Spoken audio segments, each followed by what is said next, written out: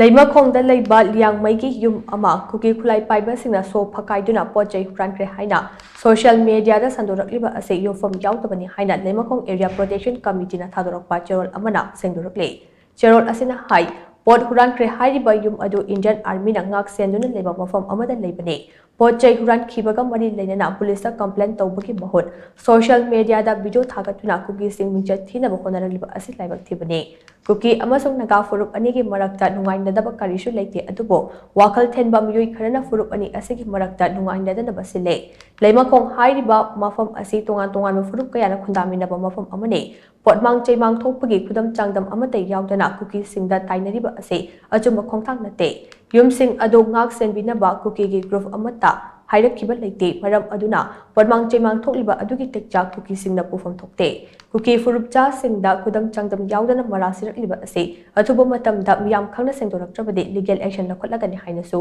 cherol asina makha tari